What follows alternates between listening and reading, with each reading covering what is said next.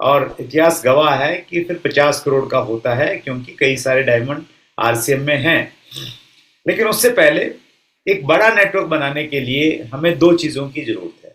We need two things for create a huge network. Knowing plus not doing is equal to not knowing. अगर आप किसी चीज को जानते हैं और आप उसको नहीं कर रहे हैं, तो इसका मतलब ये है कि आपने उस चीज को जाना ही नहीं। तो जो भी आप यहाँ पे जान रहे हैं उसको लिखिए। धनराज जी ने शुरुआत में आपको बताया था, और आप जो भी लिख रहे हैं उसको आपने इस्तेमाल करना है। एक और कोटेशन मैंने पढ़ी, knowledge without action is just garbage. Knowledge without action is just garbage. अगर आपके पास में ज्ञान है और आपने उसको अप्लाई नहीं किया है, तो वो एक गार्बेज की तरह है, वो कोई काम नहीं आएगा। तो इस्तेमाल करना बहुत जरूरी है, ये मैं आपसे कहना चाहता हूं। अगर आप एक बड़ा नेटवर्क बनाना चाह रहे हैं, आप एक बड़ी टीम बनाना चाह रहे हैं, आप में से बहुत सारे लोग रॉयल्टी पे जाना चाह रहे हैं, टेक्निकल पे जाना चाह रहे हैं, और डायमंड कितने लोग बनना चाह रहे हैं मैं देखना चाहता हूं। आप कमेंट्स में भी लिख सकते हैं, डायमंड हैंड रेज भी कर सकते हैं। तो अगर आप डिजिटल हैंड रेज कीजिए 2 मिनट के लिए, उसके बाद में धनराज जी सबको लोअर कर देंगे। तो यस आप दिखा सकते हैं अपनी कमिटमेंट कि यस मैं डायमंड बनना चाहता हूँ। तो अगर आपने डायमंड बनना है तो डायमंड बनने के लिए आपको चाहिए वॉल्यूम। और वॉल्यूम आएगा तब जब आपकी टीम बनेगी। कितना वॉल्यूम चाहिए डायमंड बनने के लिए? डायमंड बनने के लिए चाहिए सिर्फ 50 करोड़। आप में से कुछ साथी कहेंगे सर आप 50 करोड़ की बात कर रहे हैं, मेरा 40,000 नहीं होता, 40,000 का स्लैब छूट जाता है, आप 50 करोड़ की बात कर रहे हैं। देखिए, जब हम अकेले काम करते हैं और बगैर सिस्टम के काम करते हैं, अपने दिमाग से काम करते हैं, ये सही बात है कि फिर 40,000 का भी नहीं होता। और जब हम सिस्टम से काम करते हैं, अपलाइन की डायरेक्शन में काम करते हैं, तो फिर ये तय है और इतिहास गवाह है कि फिर 50 करोड़ का होता है, क्योंकि कई सारे डायमंड आरसीएम में हैं। लेकिन उससे पहले एक बड़ा नेटवर्क बनाने के लिए हमें दो चीजों की जरूरत है। We need two things for create a huge network. क्या चीजें चाहिए? दो। पहला, first one, hunger of success. सफलता की भूख चाहिए, तड़प होनी चाहिए कि यस मैंने ये सफलता के आपके कुछ भी मायने हो सकते हैं, जो भी मायने हैं, जिसको भी आप सफलता मानते हैं, उसके लिए आपके अंदर में भूख होनी चाहिए, तड़प होनी चाहिए। वो अगर नहीं है तो फिर सारी की सारी अच्छी चीजें जो हमारे पास में हैं, इतने अच्छे प्रोडक्ट हैं, इतना अच्छा सिस्टम है, कुछ भी काम नहीं करेगी आपके लिए। और दूसरी चीज जो बहुत इंपॉर्टेंट है वो है ऑलवेज बी कोचेबल। हमेशा सीखने के लिए तैयार रहें, कोचेबल रहें। मुकेश कोठारी सर की एक बहुत पुरानी ऑडियो है, उसमें वो कहते हैं कि अगर आपकी सीखने की इच्छा नहीं है तो हार्वर्ड यूनिवर्सिटी का प्रोफेसर भी आपको कुछ नहीं सिखा सकता। और अगर आपकी सीखने की इच्छा है, आप कोचेबल हैं, तो फिर नाली में पड़ा हुआ शराबी और एक छोटा सा बच्चा आपको बहुत कुछ सिखा सकता है।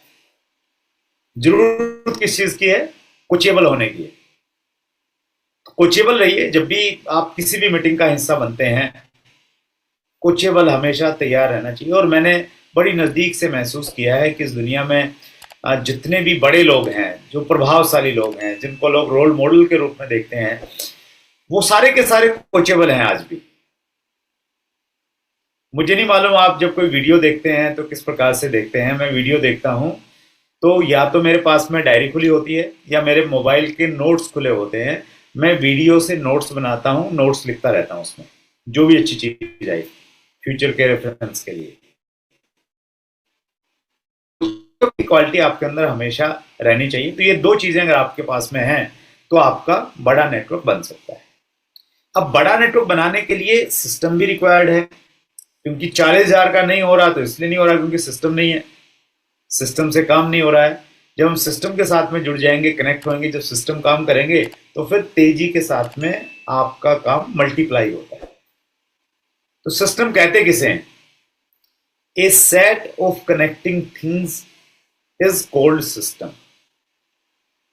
एक सेट ऑफ कनेक्टिंग थिंग्स मतलब बहुत सारी चीजों के समूह को, कनेक्टेड मतलब जुड़ी हुई चीजों के समूह को सिस्टम कहते हैं। मतलब सिस्टम की डेफिनेशन क्या हुई कि वहां पे बहुत सारी चीजें हैं और वो बहुत सारी चीजें एक दूसरे से कनेक्टेड हैं, जुड़ी हुई हैं। एग्जाम्पल के लिए, जैसे अगर आपने आरसीएम का आटे का प्लांट देखा है या नमकीन का प्लांट देखा है, तो वो ऑटोमेटिक प्लांट है, तो वहां ऑटोमेटिक सिस्टम काम कर रहा है।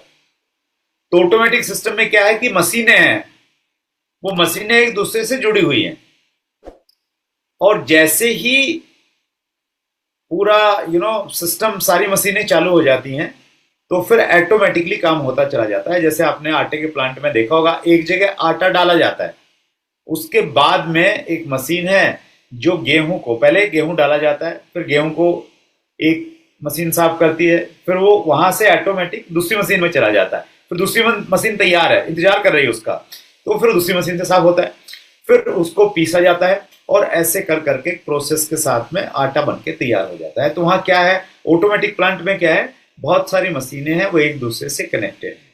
तो सिस्टम जहां भी होगा, अगर कहीं कोई कहता है ना सिस्टम को फॉलो कीजिए, आज ये सिस्टम है, तो सिस्टम जहां होगा तो मान के चलिए वो वहां पे एक चीज नहीं होगी, वहां पे क्या होंगी, कई सारी चीजें होंगी, और वो चीजें आपस में क्या होंगी, जुड़ी हुई होंगी, और जुड़ी हुई में भी उनकी एक सीक्वेंस होगी, एक क्रम होगा उसका।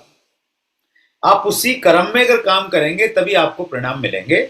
अगर आप उस क्रम में काम नहीं करेंगे तो फिर कहीं ना कहीं डिस्टर्बेंस हो जाएगी और सिस्टम प्रॉपर काम नहीं करेगा।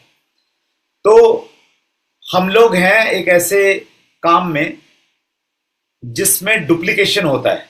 डुप्लीकेशन का मतलब ये हुआ कि जो काम आप कर रहे हैं वही काम आपकी टीम करेगी, और आगे सारे लोग उस काम को करते चले जाएंगे। तो जहां डुप्लीकेशन होना है, मेरे वाला काम दूसरे व्यक्ति ने करना है, फिर उससे आगे करना है, तो वहां पे कुछ सिस्टम बनना जरूरी है, तभी चीजें डुप्लीकेट होंगी। Do not be a superman और super women, follow the system and create system. हमने सुपरमैन की तरह सारे काम नहीं करने। जैसे एक सुपरमैन होता है ना, वो सारे काम कर लेता है, जहां भी जरूरत वहीं पहुंच जाता है। तो आपने सुपरमैन नहीं बनना है, आपने क्या बनना है, आपने कॉमन मैन बनना है, और कॉमन मैन की तरह पहले सिस्टम को फॉलो करना है। जो हमारे यहाँ पे सिस्टम है, जैसे बेसिक स्कोर कार्डिनल है, वो एक सिस्टम है, उसको फॉलो करना है। अभी तेजस हमें हेल्प करने के लिए आया है, तो तेजस में रजिस्टर्ड होना है, तेजस की वीडियोस को देखना है, तो एक सिस्टम है, उसको फॉलो करना है। तो आपने सिस्टम को फॉलो करना है, जो ऑलरेडी सिस्टम है उसको फॉलो करना है, and create the system. Create the system का मतलब यह है कि आपने कुछ सिस्टम खुद क्रिएट करने पड़ेंगे। जो सिस्टम, ऊपर से कोई सिस्टम नहीं बन सकता है, कुछ आपको क्रिएट करने पड़ेंगे। उदाहरण के लिए, जैसे आपने एक टीम बनाना स्टार्ट की, और टीम को तेजी से बढ़ाने के लिए आपको होम मीटिंग करनी पड़ेगी। तो होम मीटिंग का आप कोई सिस्टम डिजाइन कर सकते हैं अपनी टीम के लिए, कि भाई जो भी व्यक्ति ज्वाइन करेगा उसके यहाँ पे हम लोग होम मीटिंग करेंगे। तो ये कल्चर आपने डेवलप कर दिया होम मीटिंग का। ऐसे ही आप अपनी टीम में एक वीकली मीटिंग का सिस्टम डिजाइन कर सकते हैं, कि जिस शहर में आपका नेटवर्क है उस शहर में फला सेंटर पे फला टाइम फला दिन फिक्स है, वो टाइम और दिन फिक्स है, और वहां मीटिंग होती है। एक कोई भी अप्लाइन जाता है, वो वहां पे जाके प्रोडक्ट के बारे में और अभियान के बारे में बातचीत करता है। तो वो आपने ऐसे कुछ छोटी छोटी चीजें आपको क्या करनी पड़ेंगी, क्रिएट करनी पड़ेंगी। ये ऊपर से नहीं हो सकता। जैसे 8 PM JRCM, ये एक सिस्टम है, सिस्टम है ना, ऑटोमेटिकली हर रोज मीटिंग हो रही है। तो वीकली मीटिंग यहाँ ऊपर से नहीं हो सकती, वो नीचे के आपके अपने लेवल पे आपको करनी पड़ेगी। तो ऐसे छोटे छोटे कुछ सिस्टम आपको क्रिएट करने पड़ेंगे जैसे आपकी टीम बनती है। लेकिन पहले से जो सिस्टम जा रहे हैं पहले उसको फॉलो करना है, और जहां लग रहा है कि ये सिस्टम नहीं जा रहा है तो ये मुझे क्रिएट करना पड़ेगा, तो ऐसा आप क्रिएट कर सकते हैं। सिस्टम में जैसे मीटिंग सिस्टम, मैंने कहा ना, चीजें एक दूसरे से जुड़ी हुई होनी चाहिए। सिस्टम मतलब कनेक्टिंग थिंग्स। तो हमारे यहाँ एक मीटिंग सिस्टम है। मीटिंग सिस्टम ये कहता है कि पहले हमने ज्यादा काम करना चाहिए 1 to 1, एक एक व्यक्ति से मिलके हमें अभियान के बारे में बातचीत करनी है, उसके बाद में नेक्स्ट स्टेप है होम मीटिंग। 1-to-1 के साथ में आपने और तेजी से काम करना है, या जिन लोगों ने को आपने 1-to-1 दिखाया है तो उनको फिर आपने होम मीटिंग में बुलाना है। होम मीटिंग के बाद में क्या है, वीकली मीटिंग है। जिसको होम मीटिंग में बताया उसको कुछ समझ में नहीं आया, कुछ कंफ्यूजन है, तो फिर आपको वीकली मीटिंग में उसको बुलाना है। वीकली मीटिंग के बाद में फिर मंथली सेमिनार है। वीकली मीटिंग में भी उसका विजन क्लियर नहीं हुआ है, कुछ और डाउट्स हैं, तो उसको बोलिए कि सर हमारा मंथली सेमिनार रहता है तो फला तारीख को आप आ जाइए। तो मंथली सेमिनार है। मंथली सेमिनार के बाद में हमारे हर तीसरे चौथे महीने रिकॉग्निशन प्रोग्राम होते हैं, जिसमें जो सक्सेस है उसको हम सेलिब्रेट करते हैं, वो एक सिस्टम है। फिर हमारा एनुअल प्रोग्राम रहता है, एनिवर्सरी प्रोग्राम रहता है, तो वो एक सिस्टम है। तो ये मीटिंग का सिस्टम है। तो यहाँ भी क्या है, चीजें एक दूसरे से जुड़ी हुई, कनेक्टेड है, उसी रूप में आप काम करेंगे। आप ऐसा नहीं कर सकते कि एक व्यक्ति को पहले मंथली सेमिनार में लेके जाएं। आपका प्रयास ही रहना चाहिए कि पहले 1-to-1 करें या होम मीटिंग करें, फिर वीकली मीटिंग में लेके जाएं और फिर उसको मंथली सेमिनार में लेके जाएं। तो मीटिंग सिस्टम जो क्या है, ये एक सिस्टम है। तो उसी प्रकार से एजुकेशन सिस्टम की जब हम बातचीत करते हैं, जो सीनियर लीडर्स ने क्रिएट किया अपने अनुभव के आधार पे एक ब्रेनस्टॉर्मिंग करके, हमें बेसिक स्कोर और कार्डिनल बना के दिए कि भाई ये चीजें हैं, तो अगर आप फॉलो करेंगे तो ये क्या है, ये भी सिस्टम है। पहले हम बेसिक्स पे आएंगे, फिर कोर पे जाएंगे, फिर कार्डिनल पे आएंगे, और एक टाइम पे हम फिर तीनों कर रहे होंगे, बेसिक्स भी कर रहे होंगे, कोर भी कर रहे होंगे, कार्डिनल भी कर रहे होंगे। लेकिन शुरुआत कहाँ से करनी है, शुरुआत करनी है हमने बेसिक से करनी है। तो मैं ये कहने का प्रयास कर रहा हूं, आपको ये करने का प्रयास कर रहा हूं कि सिस्टम जो है इस प्रकार से काम करता है। तो जैसे बेसिक्स कोर कार्डिनल है, तो सबसे पहले आता है बेसिक्स। तो बेसिक्स को हिंदी क्या होगी, बेसिक्स की हिंदी होगी बुनियाद। तो basics are required everywhere. Basics की आवश्यकता हर जगह। कहां का आवश्यकता है, अगर आपने खेलना है, कोई भी गेम आपने करना है, तो पहले आपको उसके बेसिक्स सिखाए जाएंगे। उदाहरण के लिए आप क्रिकेट के एक अच्छे बैट्समैन बनना चाहते हैं, तो आपको ऐसा नहीं होगा कि पहले दिन बैट देके कोच आपको ग्राउंड में उतार देगा कि भैया चलो खेलो। तो पहले आपको क्रिकेट के बैट्समैन के बेसिक्स बताए जाएंगे कि देखो पहले बैट को पकड़ना कैसे है, उसका बेसिक्स है। पकड़ने के बाद में फिर वो एक फ्लो में जाना चाहिए, उसके बेसिक्स हैं। तो कोच क्या करते हैं, पहले बेसिक्स पे आपको स्ट्रॉन्ग करता है। जो अच्छा कोच होगा पहले उस पे स्ट्रॉन्ग करेगा, फिर धीरे धीरे चीजों को आपको आगे बढ़ाएगा। तो क्रिकेट है, फुटबॉल है, बैडमिंटन है, हर जगह आपको पहले बेसिक्स में स्ट्रॉन्ग किया जाएगा।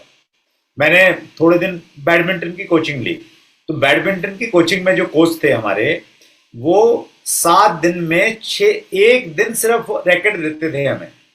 6 दिन वो क्या करते थे, 6 दिन बगैर रैकेट के हमें प्रैक्टिस करवाते थे कि ग्राउंड में कैसे आगे जाना है, कैसे पीछे जाना है। वो एक्सरसाइज करवाते थे जो हमें हेल्प करेंगी बैडमिंटन खेलने में। तो वो किस चीज पे काम कर रहे थे, वो बेसिक्स पे काम कर रहे थे। और किसी भी स्पोर्ट्स में कहा जाता है कि अगर आपके बेसिक स्ट्रॉन्ग हैं तो फिर आप बहुत अच्छा परफॉर्म करेंगे, और बेसिक स्ट्रॉन्ग नहीं है तो आपका तुक्का फिर ज्यादा लंबे समय तक चलेगा नहीं। उसी प्रकार से सिंगिंग अगर आपने करना है तो सिंगिंग के बेसिक्स हैं। सिंगिंग के बेसिक क्या है, गाने के सा रे गा मा पा धा नी सा। तो अगर आप गुरुजी से शिक्षा लेने के लिए जाएंगे तो महीनों तक बस यही चलता रहता है, सारे गा मा पा धा नी सा, सारे गा मा पा धा नी सा। तो इसमें आप परफेक्ट हो गए तो फिर आप अच्छे से अच्छा गाना गा सकते हो।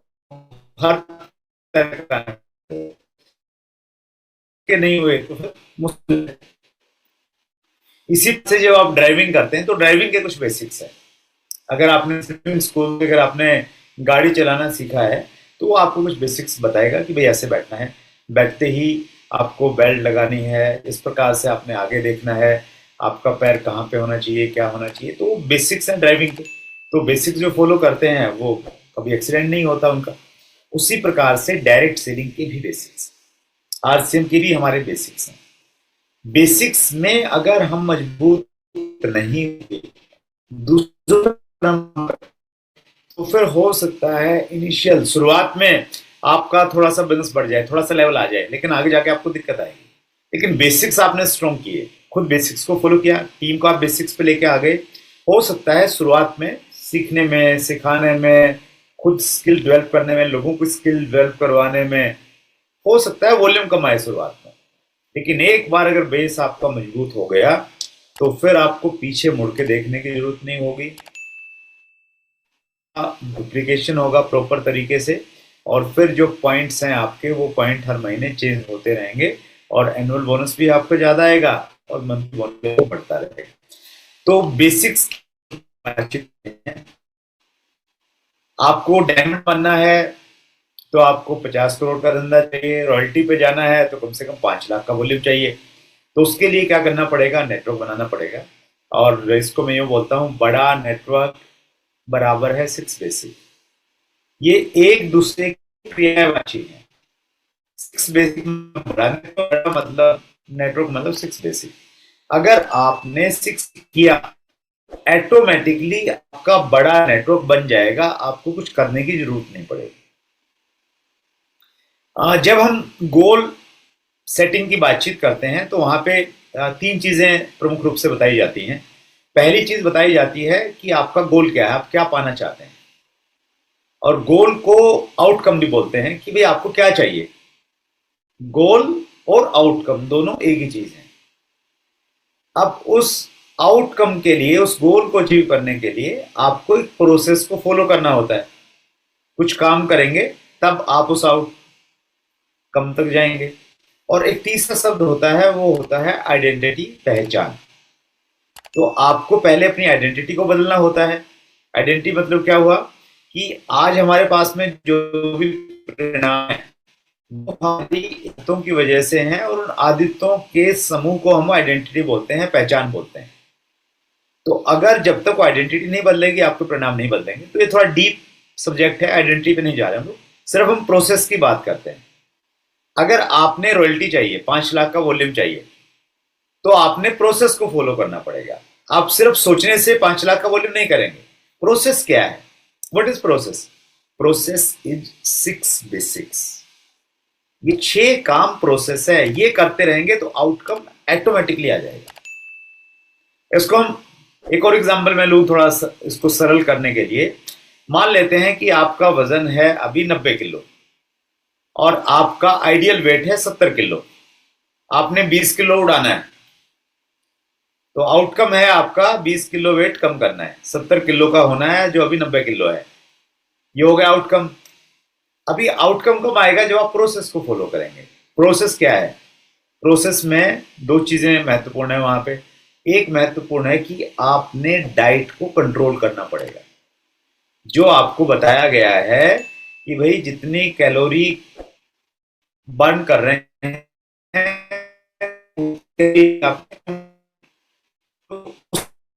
डाइट को फॉलो करना पड़ेगा। और दूसरा, आपने रेगुलर एक्सरसाइज करेगा। जो भी आपको प्रोसेस, इसको अगर आप प्रोसेस करो प्लान के साथ में रहेंगे तो आउटकम तो आना ही है ना। 20 किलो तो कम हो ही जाएगा ना फिर, जो टाइम लाइन है। तो ठीक इसी प्रकार से अगर 50 वो कब हो, प्रोसेस 6 पे काम करेंगे, ऑटोमेटिकली बाय डिफॉल्ट होगा, वो आउटकम आएगा ही आएगा। तो 6 बेसिक क्या है? 6 basics are foundation of your business. ये आपके बिजनेस की फाउंडेशन है, ये नींव है। जैसे आपने जितनी ऊंची इमारत बनानी है ना, उसी प्रकार की आपने नींव बनानी पड़ती है।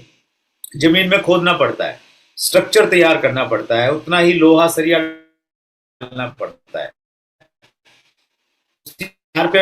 पे पड़ते हैं। तो ये एक बुनियाद है, जितना बड़ा बनाना चाहते हैं उतना इस पे काम करना पड़ेगा। हमारे 6 बेसिक्स आप सबको मालूम है, बहुत अच्छे से आप जानते हैं, लेकिन मैं बस ये कहना चाहता हूं, इसके ऊपर आपको काम करना पड़ेगा, तभी आपका गोल अचीव होगा, तभी प्रोसेस।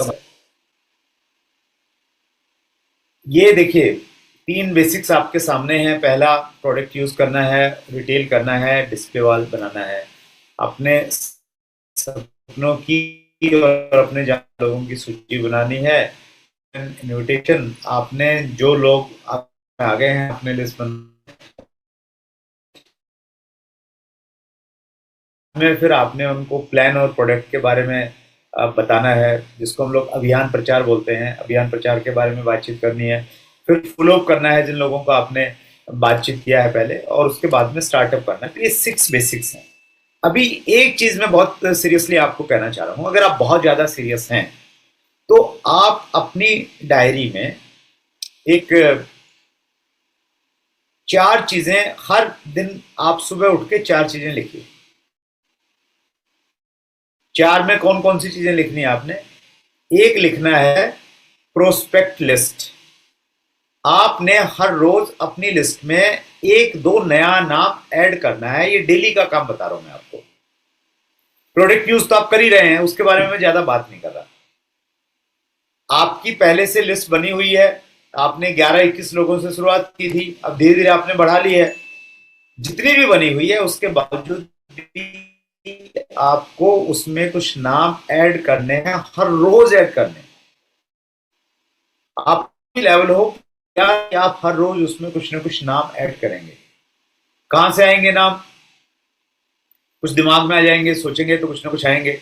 यार सोने से पहले लिखना है, किसको याद करूं, किसको याद करूं, किसको याद करूं। एक और बड़ी अच्छी टेक्निक है जिसका आप इस्तेमाल कर सकते हैं। जैसे आपने अपनी लिस्ट पहले से बनाई हुई है। उदाहरण के लिए मैंने धनराज जी का नाम अपनी लिस्ट में लिखा हुआ है, और धनराज जी को मैंने अभी प्लान के प्रोडक्ट के बारे में कुछ नहीं बताया हुआ, नाम लिखा हुआ है। और मैंने 2 नाम और ऐड करने हैं आज, तो क्या करूं मैं? तो मैं धनराज जी को कॉल करूंगा। और धनराज जी मेरे हैं दोस्त स्कूल के, तो धनराज फोन करूंगा, धनराज जी क्या हाल चाल, ठीक ठाक, ऐसे बात बात चल रहे हैं। तो फिर हम बोल करेंगे, यार पुराने साथियों के संपर्क में हो गए धनराज जी किसी के? तो धनराज जी कहेंगे कि नहीं, मैं तो ज्यादा तो नहीं हूँ। तो फिर मैं कहूंगा कि यार वो एक बंदा था ना अपने यहाँ पे, वो थोड़ा सा लंबा सा था, क्या नाम था? तो बोलेंगे कि हाँ रमेश की बात कर रहे हैं। मैंने कहा हाँ रमेश, तो उसका नंबर है? बोले हाँ नंबर तो मिल जाएगा मेरे पास में। कहाँ रहता है आजकल? वहां रहता। अच्छा मेरे को देना। अच्छा रमेश के साथ एक नरेश भी रहता था बंदा, तो वो बोलेंगे हाँ। ऐसे करके ना तो आपको कुछ नाम याद आएंगे, उनके नंबर लीजिए और अपनी डायरी में लिख लीजिए। तो ये एक बड़ा अच्छा तरीका है। आप अपनी लिस्ट में से, जो ऑलरेडी आपकी लिस्ट है उसमें से आप नाम बढ़ा सकते हैं।